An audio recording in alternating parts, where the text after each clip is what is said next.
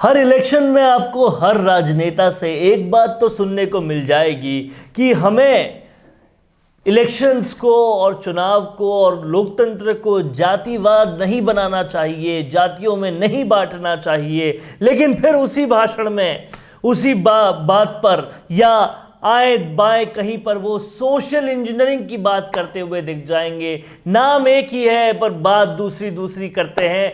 यही तरीका है राजस्थान और देश में इलेक्शंस जीतने का, क्योंकि इलेक्शन के मामले में जो पॉलिटिकल धुरंधर हैं वो ये कहते हैं कि जाति कभी नहीं जाती और इसीलिए सोशल इंजीनियरिंग लगाई जाती है।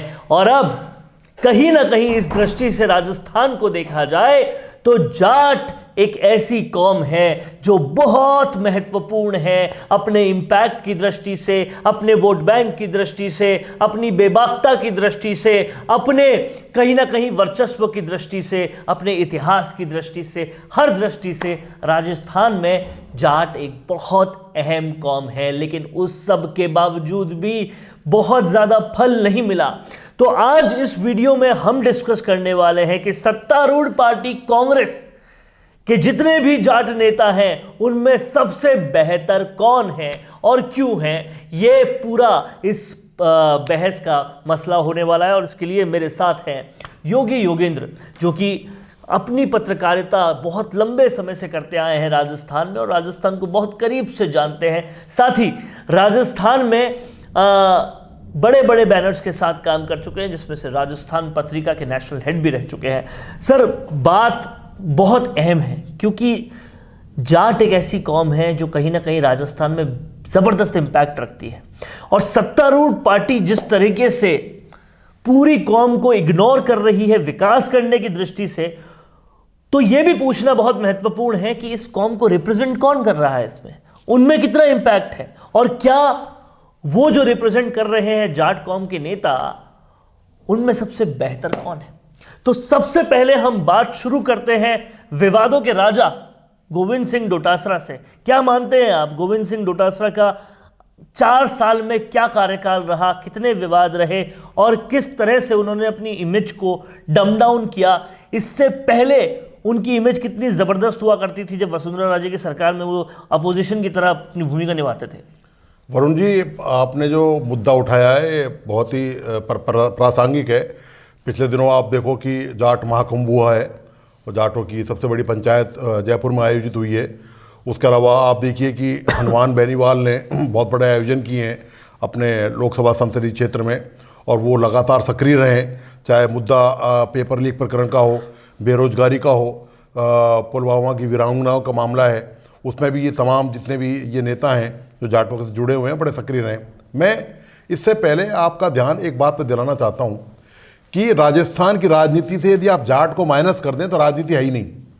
मतलब मैं ये कह रहा हूँ कि राजस्थान में आज की तारीख में या आज से 10 साल, 20 साल, 30 साल पहले जो भी राजनीति हुई है वो राजस्थान में जाटों की बदौलत हुई है।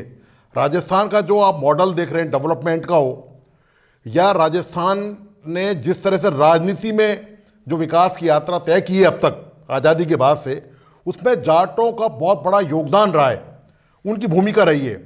अब रहा सवाल ये कि कांग्रेस में आज की तारीख में ऐसा कौन सा नेता जाट नेता है जिसमें ये दमखम है कि वो मुख्यमंत्री के पद तक पहुंच सकता है। तो ये सवाल जो है कि आपने गोविंद सिंह डोटासरा के बारे में कहा, तो गोविंद सिंह डोटासरा में वो पर्सनैलिटी नहीं है जैसे हनुमान बेनीवाल। उदाहरण देके मैं बता रहा हूं आपको, आप तुलनात्मक अध्ययन करें, आप तुलनात्मक देखें। जैसे रामनिवास मिर्धा थे, वो भी जाट नेता थे। परशुराम मदेरणा थे। परशुराम मदेरणा का तो ये जलवा था कि जब वो विधानसभा में बैठते थे ना, तो वरुण जी ये दबदबा था उनका। मैंने वो दौर देखा है पुरानी विधानसभा में उनका, जो अपने हवा महल के पास जो थी, जब मैं वहाँ कवरेज पे जाता था। आप भी जर्नलिस्ट हैं, पुराने जर्नलिस्ट रहे हैं आप, तो आपने भी उनके किस्से सुने होंगे। मतलब उनके आंख के इशारे से नेता समझ जाते थे। ये पर्सनैलिटी होती है, मुंह से कहने की जरूरत नहीं पड़ती थी। तो अब रहा सवाल इनका कि ये मतलब ऐसी हल्की भाषा का इस्तेमाल करते रहे शुरू से ही। टीचरों के खिलाफ भी, आप जिस विभाग के शिक्षा मंत्री हैं उसके खिलाफ भी बोल रहे हैं। आपके विभाग में भ्रष्टाचार है भारी। जब ये शिक्षा मंत्री थे तो इतने भयंकर विवाद इनके साथ रहे, इनके साथ दुनिया भर के विवाद रहे।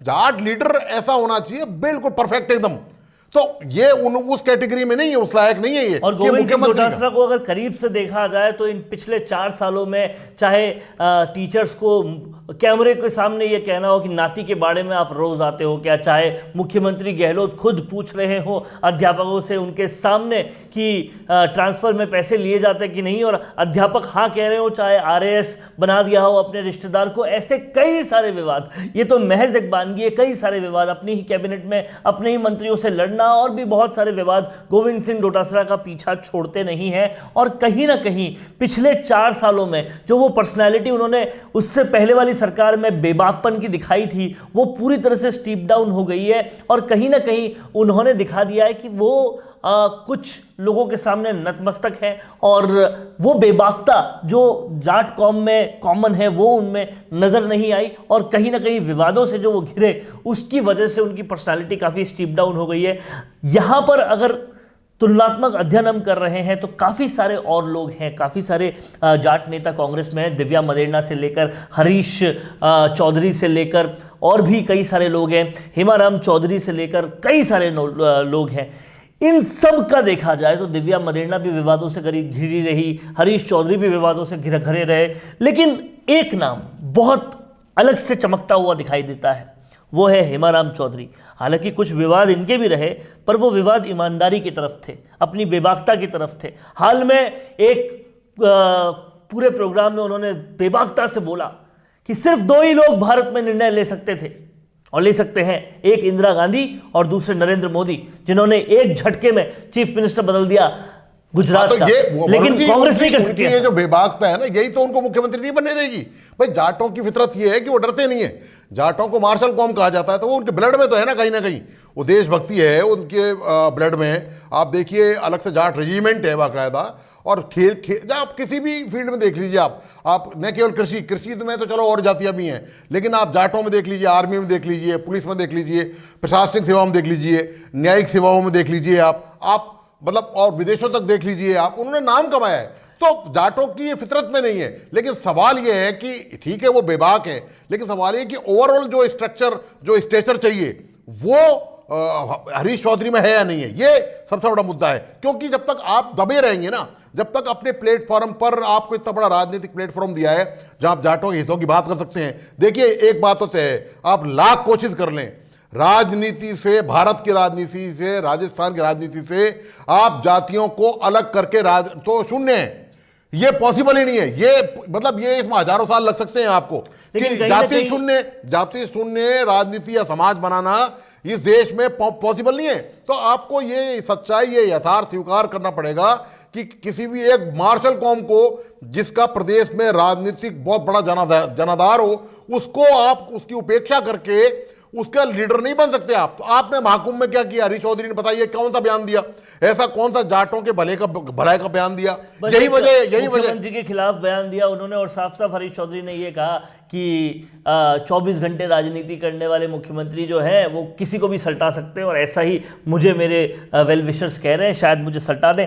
इस तरह के राजनीतिक बयान आए, लेकिन कहीं ना कहीं मुझे ऐसा लगता है कि हरीश चौधरी, सवाल ये नहीं है, ये आपने राजनीतिक बयान दे दिया, आपने वो अपने पॉलिटिकल, सवाल ये कि आपने इस्तीफा दिया, आपने जाटों के हितों के लिए क्या किया? ये तो व्यक्तिगत हित हो गया कि आपके मुख्यमंत्री से नहीं बन रही है, उन्होंने आपको मंत्री बनाया, अब आपकी नहीं बन रही किन्हीं कारणों से उनसे, वो डिफरेंट मैटर है। लेकिन सवाल ये कि आपने कौम के हित के लिए क्या किया? देख लिया आप, कौम के हित को करना किसको कहते हैं? बड़ी राजनीतिक पार्टी का टिकट चाहते हैं और उस टिकट से जीतकर नेता बनने का भी इच्छा रखते हैं, लेकिन प्रचार के लिए अभी भी वार त्योहार के पोस्टर बनाने का पुराना तरीका ही अपना रहे हैं। राजनीतिक प्रचार के लिए पोस्टर हुआ पुराना, वीडियो इंटरव्यू का है जमाना। राम मीडिया वर्क्स आपकी राजनीतिक प्रोफाइल को पावरफुल बनाने के लिए लाए हैं स्पेशल डिजिटल पैकेज, जहां प्रदेश के लाखों सब्सक्राइबर्स वाले डिजिटल चैनल के रिपोर्टर, कैमरामैन लेंगे आपका इंटरव्यू, और वो उन चैनल्स पर प्रसारित होगा जिन्हें पहले से लाखों लोग सब्सक्राइब किए हुए हैं और जिनके करोड़ों में व्यूज है। तो छोड़िए पुराने तरीके, अपने इंटरव्यू, कैंपेन्स और इवेंट को कीजिए जमे जमाए चैनल्स के जरिए वायरल। ज्यादा जानकारी के लिए नीचे दिए हुए लिंक पर क्लिक कीजिए। आपने नाम गिनाया, मैं आपको नाम गिनाता हूं। हनुमान बेनीवाल को देखिए आप, कौम के हित में आप देखिए। किसानों के लिए जब आवाज उठाई तो ऐसे ही उठाई कि खुद मुख्य प्रधानमंत्री नरेंद्र मोदी की पार्टी का विलय तोड़ दिया, क्योंकि किसानों के साथ हैं और किसानों के साथ रहेंगे, ये पर्सनालिटी आती है। क्योंकि उनको, हनुमान बेनीवाल की जब हम बात करते हैं तो उनको लालच नहीं है कि आज मैं मंत्री बनूं, आज मैं इस सीट पे बैठूं, इसका लालच नहीं है उनको। लालच नहीं है उनको, कुछ कमाना नहीं है। आप देखिए कि वो, मतलब मैंने उनका एक वीडियो देखा, मुझे बड़ा आश्चर्य हुआ कि कोई नेता मतलब इस तरह भी बोलता है। मतलब जनता को न केवल वो अनुशासन में रखते हैं अपने समर्थकों को, बल्कि गाइड भी करते हैं। उन्होंने अपने एक वीडियो में, वरुण जी, बड़ी जोरदार बात कही। उन्होंने कहा कि ये बड़े अफसोस की बात है और मैं ये कहता हूं कि आप इन सबसे दूर हो जाओ। उन्होंने कहा कि नागौर साइड में, इस साइड में जो माफिया वगैरह, जो गैंगस्टर आते हैं, जिनको ये कहा जाता है भाई ये कुछ जातियों में संरक्षण लेते हैं, बोला ये हमारी कौम इससे बदनाम होती है और आप इन सबको दूर भगाओ, यहाँ से, यहाँ कोई नहीं आना चाहिए। मतलब एक लीडर ये बात कहे अपने समर्थकों से, तो ये बहुत दिलेरी की बात है। आप में, इनमें, कांग्रेस में जितने भी जाट लीडर हैं, आप जिनके नाम गिना रहे हो, क्या उनमें इतना दमखम है? क्या वो बोल सकते हैं? क्या वो अपनी सीट से इस्तीफा दे सकते हैं? क्या वो अपनी कम्युनिटी के लिए या राजस्थान के विकास के लिए कोई झंडा उठा सकते हैं? लेकिन हाँ, कांग्रेस के जाट नेताओं की जब हम बात करते हैं तो एक नाम ऐसा है जो कहीं ना कहीं अलग थलग रोशन नजर आता है, और वो है हेमाराम चौधरी का, जो कि बाड़मेर से आते हैं। हेमाराम चौधरी जो है, ईमानदारी की अगर पैमाना देखा जाए तो उस पर बहुत खरे उतरते हैं। 8 बार से ज़्यादा जनप्रतिनिधि रह चुके हैं, सबसे सीनियर मोस्ट वो जनप्रतिनिधि है, और उसके साथ साथ इंदिरा गांधी के वक्त से कांग्रेस में है। बेबाकता भी रखते हैं लेकिन ईमानदारी बहुत ज़बरदस्त रखते हैं। भाजपा से लेकर दूसरी पार्टियों के लोग भी उनकी मिसाल देते हैं कि बिना पैसे के भी चुनाव लड़ लेते हैं। देखिए वरुण जी, सबसे बड़ी बात ये, हेमाराम चौधरी की प्लस पॉइंट तो बहुत हैं, लेकिन सबसे बड़ी बात ये कि आपका जनाधार पार्टी में और स्टेट में कितना है? आपका व्यक्तिगत जनाधार, ठीक है, आप बाड़मेर तक तो सीमित हैं। क्या आप जाटों के सर्वमान्य लीडर हैं? क्या आप पूरे राजस्थान के जाटों का नेतृत्व करते हैं? सर्वमान्य हो भी जाते, लेकिन अब एज उनकी साइड नहीं है। हाँ, तो एक माइनस पॉइंट ये कि एक उम्र का तकाजा भी है कि एक उम्र दराज होने के कारण। लेकिन अगर कांग्रेस के नेताओं में कंपेयर किया जाए तो वो बेस्ट है, ये इसमें कोई डाउट नहीं है कि हेमाराम चौधरी में वो दमखम है। और ऐसा नहीं है कि कांग्रेस में ये परंपरा रही है कि वो उम्र दराज लोगों को मुख्यमंत्री नहीं बनाते हो, तो ये, लेकिन सवाल ये कि हेमाराम चौधरी बन कैसे सकते हैं? उनको बनाएगा कौन? सबसे बड़ी बात ये है ना, बात ये है कि यदि महाकुंभ में यही दिक्कत है, और ये चीज कांग्रेस के साथ भी है, कांग्रेस में जिसमें चाटुकारिता नहीं हो, हाँ, वो नहीं जा सकता, वो पनपने नहीं देंगे। वो दरअसल क्या है कि आप ये देखिए, इससे पहले कांग्रेस में कितने बड़े लीडर रहे, परशुराम मदेरणा रहे, रामनिवास मिर्जा रहे हैं, आपके ये दूसरे एक नेता और थे, मैं उनका नाम भूल रहा हूँ इस वक्त, वो ये सब इतने बड़े बड़े जाट लीडर रहे। और ये आज़ादी के बाद से लगातार ये वो लोग हैं जिन्होंने पूरे खून पसीना लगाकर कांग्रेस को न केवल राज्य स्तर पर बल्कि राष्ट्रीय स्तर पर खड़ा किया है। मतलब इन्होंने पूरी ताकत लगाई है, गांव गांव गली गली घूमे ये लोग, और ये बड़े सिद्धांतवादी लोग थे, ये बड़े ईमानदार लोग रहे। इनकी मिसाल दी जाती है, मैंने आपको परशुराम जी की मिसाल दी कि परशुराम मदेरणा कैसे विधानसभा अध्यक्ष थे और किस तरह चलाते थे, और उनको विधानसभा अध्यक्ष बनाया इसलिए, आप पता है विधानसभा अध्यक्ष मैंने क्यों बनाया? क्योंकि उनको समझा बुझा के विधानसभा अध्यक्ष बनाया, क्योंकि उनके विधानसभा अध्यक्ष, चूंकि अब उनका कद पद इतना बड़ा था कि उनको मुख्यमंत्री, तो आप जानते हो कांग्रेस में अंदरूनी राजनीति थी, तगड़ी टांग खिंचाई होती है कि जब मुख्यमंत्री बनने का नंबर आता है तो उनको दरकिनार कर दिया गया, उनको मौका नहीं दिया गया। लेकिन फिर उनको क्या किया गया? उनको संतुष्ट शांत करने के लिए विधानसभा अध्यक्ष बनाया गया। तो ये मतलब जाट नेताओं के साथ जो है ना, वो उनमें देखिए, आप सवाल ये है कि इनको खुद को भी अपनी आवाज़ मुखर करनी पड़ेगी। जब तक आप खुद नहीं बोलेंगे, जब तक आप खुद नहीं, अब आप हनुमान बेनीवाल को देख लीजिए, आप वो खुद इनिशिएटिव लेते हैं। आप बताइए, प्रदेश से जुड़े हुए जितने मुद्दे हैं, बताइए कौन सा कांग्रेसी जाट लीडर है जिसने जनता के दुख दर्द में जाकर धरना प्रदर्शन दिया हो, हड़ताल की हो, शामिल हो, सरकार की नीतियों की आलोचना की? पुलवामा, आपको मैं बताऊं, पुलवामा का मामला देख लीजिए।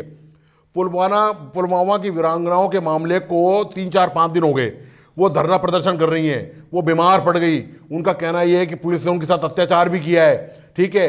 किरोड़ी लाल मीणा उनके साथ हैं, सचिन पायलट साथ हैं, लेकिन कोई भी कांग्रेस का जाट लीडर उनके साथ वहां धरने प्रदर्शन में शामिल नहीं हुआ। हनुमान बेनीवाल भी वहां पर आंदोलन करने वाले हैं। वो आंदोलन करने वाले, अब बताए हनुमान बेनीवाल वो जानते हैं जब जनता की नब्ज क्या है, जनता की मांग क्या है, जनता की जरूरत क्या है। सवाल ये इस बात का है, जब तक ये आपने जो नाम लिया, अब दिव्या मदेरणा का आपने नाम लिया, वो एक इलाके तक सीमित है, ठीक है। वो देखिए, किसी के बोलने से या विरोध मात्र कर देने से आप बहुत बड़े नेता नहीं बन जाते हैं। आपको कुछ प्रैक्टिकली साबित करके दिखाना पड़ेगा, वो दमखम दिखाना पड़ेगा अपनी कौम के लिए, पूरे प्रदेश के लिए, देश के लिए आपको बताना पड़ेगा कि आप में वो हैसियत है कि आपका कद और पद इतना बड़ा है कि आप मुख्यमंत्री पद के दावेदार बन सकते हैं। और जाट महाकुंभ में कई लोगों ने दावा किया, गोविंद सिंह डोटासरा समेत, कि हम पहले समाज के हैं बाद में पार्टी के, लेकिन इस दावे में कोई यथार्थ रूप में कभी तो बताइए आप बताइए कितने नेता ऐसे हैं जो जन आंदोलन में जुड़कर जिन्होंने अपने पदों से इस्तीफा दिया हो? बताइए आप तो एक पद आया नहीं, दूसरा पद भी लेने की तैयारी में। आप बताइए, आप जाटो, चलो मैं पूरे समाज की बात छोड़ दो, आप अपनी कौम के भले के लिए आपने आप तक क्या किया है बताइए आप। और कौम की भले के लिए तो बहुत दूर की बात है, यहाँ सिर्फ और सिर्फ अपना और अपने रिश्तेदारों का भला देखने के अलावा बहुत सारे नेताओं ने कुछ भी नहीं किया। और कहीं ना कहीं यही बात है जो कांग्रेस को पूरी तरह से निशक्त बना देती है जब जाट कौम की बात आती है तो। और सिर्फ हेमाराम चौधरी ईमानदारी के पैमाने पर थोड़े से आगे नजर आते हैं। मतलब वरुण जी, दुर्भाग्य ये है कि कांग्रेस जातिवाद की पॉलिटिक्स भी ढंग से नहीं कर रही है। मतलब ठीक है, ये तो सबको पता है कि जाति के आधार पर टिकट मिलते हैं, जातियों को रिप्रेजेंटेशन देने के लिए मंत्री बनाए जाते हैं, आयोगों के अध्यक्ष बना के संतुष्ट किया जाता है, तमाम जातियों को उनका देखा जाता है। दुर्भाग्य ये है कि कांग्रेस इस पे भी खरी। कांग्रेस ने और तो देश में कोई विकास के ढंग के काम किए नहीं है, भ्रष्टाचारों के आरोपों का सामना कर रही है, लगातार बीजेपी के सामने सिमटती जा रही है। तो नरेंद्र मोदी ने और अमित शाह ने जो कहा है ना कि भारत के नक्शे से कांग्रेस दिखेगी नहीं, तो वो गलत थोड़ी कहते हैं। कांग्रेस तो खुद ही मिटने को तैयार है, कांग्रेस को मिटाने की जरूरत नहीं है, खुद ही मिटा रही है, खुद ही मिटा रही है अपने आप को। और इस पूरी बातचीत के दौरान अगर हम रामेश्वर डूडी या फिर कहीं ना कहीं ये जो भरतपुर के विश्वेंद्र सिंह है, इनका नाम नहीं ले रहे, वो इसकी ये भी वजह है क्योंकि उन्होंने कुछ खास नाम लेने जैसा किया नहीं। रामेश्वर डूडी पिछले सत्र में वो अपने अपने संसदीय क्षेत्र में उन्होंने किया होगा, लेकिन मुख्यमंत्री जहां तक बनने की बात है, वो स्टेचर, वो कद पद जो है, वो वहां तक पहुंचने में वो आसान नहीं है। वो अलग रास्ता जाता है, ये अलग रास्ता है, इनके दोनों के रास्ते अलग अलग हैं। आप ये समझिए कि जब तक आप में वो दमखम नहीं है, कि वो सीधी से दमखम तब आएगा जब तक आप जनता के लीडर नहीं है। आप पहले तो अपनी कौम के लीडर बने। आप कौम की आवाज़ ही जनता की आवाज़ है। कौम कोई हिमालय पे तो रह नहीं रही है कि उसकी अलग समस्याएं, उनकी वही समस्याएं जो आम लोगों की समस्याएं। पानी नहीं है, बिजली नहीं है, रोजगार नहीं है, राशन नहीं है, ये नहीं है, वो नहीं है, स्कूल नहीं है, अस्पताल नहीं है, सड़क नहीं है। यही तो प्रॉब्लम है भाई। ये प्रॉब्लम आम लोगों की है। आप कौम की दूर करेंगे तो वो सातों जाति की दूर हो जाएंगी। सवाल ये है कि आपने ये भी नहीं किया, आपने वो भी नहीं किया। अब ठीक है, आप अपनी कॉन्स्टिट्यूंसी में जीत जाते हैं, आप जाति के आधार पर तो आप मंत्री बन जाते हैं या आप विधायक बन जाते हैं, सांसद बन जाते हैं। लेकिन सवाल ये है, विधायक या सांसद या मंत्री बनने मात्र से आप मुख्यमंत्री पद के दावेदार नहीं हो सकते। और यही वजह है वरुण जी, राजस्थान में इतने विधायक जीतने के बावजूद भी, दोनों पार्टियों के इतने सांसद होने के बावजूद भी, राजस्थान में आज तक जाट नेता कोई मुख्यमंत्री नहीं बन पाया। उसकी वजह, उसकी जड़ में यही है कि ये इतने क्षुद्र स्वार्थ में राजनीति में डूबे रहते हैं कि कहीं भी एक का एक जाजम पर नजर नहीं आते। आप बताइए, जितने सत्तारूढ़ दल के विधायक हैं, जाटकों की बात कर रहा हूं मैं, मंत्रियों की बात कर रहा हूं, क्या उन्होंने अलग से कोई समारोह किया? क्या उन्होंने कोई रणनीति बताई अपने समाज के लिए, भले के लिए, कांग्रेस के भले के लिए, राज्य के भले के लिए? नहीं बनाई। वो अपने अपनी मस्ती में मस्त है, बाकी जनता त्रस्त है, तो जनता त्रस्त होती रहेगी। और इलेक्शन का जब ईयर आता है तो राजा राम मील जैसे कुछ नेता उत्पन्न हो जाते हैं और कहीं ना कहीं एक प्रोग्राम करवा देते हैं जिसमें से हनुमान बेनीवाल को बाहर निकाल देते हैं। ऐसे में साफ तौर पे बिखराव नजर आता है, कहीं ना कहीं अनेकता नजर आती है, जिसकी वजह से कहीं ना कहीं आगे बढ़ने में खलल महसूस हो रहा है। और ये खलल जो है वो बना रहेगा जब तक एकता नहीं आएगी। और इसी की वजह से कहीं ना कहीं जाट जाति को एक बहुत बड़ा रिप्रेजेंटेशन, एक नहीं मिल पा रहा, कैंडिडेट नहीं मिल पा रहा। नहीं मिल, इसी वजह से नहीं मिल पा रहा। आप देखिए, जो जाटों की जो राजनीतिक हिसाब से जो उनकी ताकत है, उनका जो पूरे ज्योग्राफी, आप राजस्थान, पश्चिम राजस्थान देख लीजिए, आप पूर्व राजस्थान देख लीजिए, मारवाड़ देख लीजिए, आप इधर ये आपका ये सीकर शेखावटी वाला इलाका देख लीजिए, आप यहाँ जाट बाहुल्य इलाके हैं। बावजूद इन सब तमाम चीज़ों के, और फिर जागरूकता के लिहाज से कि ओबीसी में यदि सर्वाधिक कोई जागरूक कास्ट है तो वो जाट है, तेजी से जिसने विकास किया है वो जाट है। इन सब के बावजूद भी, मैंने पहले बताया था आपको, तमाम तरह की सेवाओं में जाट अग्रणी है ओबीसी में। और जातियों से तुलना नहीं कर रहा मैं, और जातियां चूंकि पहले से फॉरवर्ड है। ये किसान जाति है, ये मेहनतकश मजदूर जाति है, इसने अपने खून पसीने से सब चीज़ सींची है। लेकिन उसके बावजूद भी यदि राजनीतिक तौर पर इनको देखें तो इनके साथ जो इनको मिलना चाहिए था, जो हिस्सा इनको राजनीति में मिलना चाहिए था, वो हिस्सा इनको कभी नहीं मिला। क्यों? इसलिए नहीं मिला क्योंकि ये आम आवाम से नहीं जुड़ पाए। और कहीं ना कहीं आम आवाम से ना जुड़ना, आपस में बिखराव होना, एक जाजम पे ना बैठना, ये सारी वजह जो है वो दीमक बनकर कहीं ना कहीं नेतृत्व को खा रही है। और यही शायद वजह है कि जाट जाति के नेता ज़्यादा आगे नहीं आ रहे हैं। कैसा लगा आपको हमारा ये वीडियो, हमें कमेंट करके बताएं। और अगर ये वीडियो आपको पसंद आया है तो ज़्यादा से ज़्यादा लाइक करें, सब्सक्राइब करें और शेयर करें। बहुत बहुत नमस्कार। बड़ी राजनीतिक पार्टी का टिकट चाहते हैं और उस टिकट से जीतकर नेता बनने का भी इच्छा रखते हैं, लेकिन प्रचार के लिए अभी भी वार त्योहार के पोस्टर बनाने का पुराना तरीका ही अपना रहे हैं। राजनीतिक प्रचार के लिए पोस्टर हुआ पुराना, वीडियो इंटरव्यू का है जमाना। राम मीडिया वर्क्स आपकी राजनीतिक प्रोफाइल को पावरफुल बनाने के लिए लाए हैं स्पेशल डिजिटल पैकेज, जहां प्रदेश के लाखों सब्सक्राइबर्स वाले डिजिटल चैनल के रिपोर्टर, कैमरामैन लेंगे आपका इंटरव्यू। और वो उन चैनल्स पर प्रसारित होगा जिन्हें पहले से लाखों लोग सब्सक्राइब किए हुए हैं और जिनके करोड़ों में व्यूज है। तो छोड़िए पुराने तरीके, अपने इंटरव्यू, कैंपेन्स और इवेंट को कीजिए जमे जमाए चैनल्स के जरिए वायरल। ज्यादा जानकारी के लिए नीचे दिए हुए लिंक पर क्लिक कीजिए।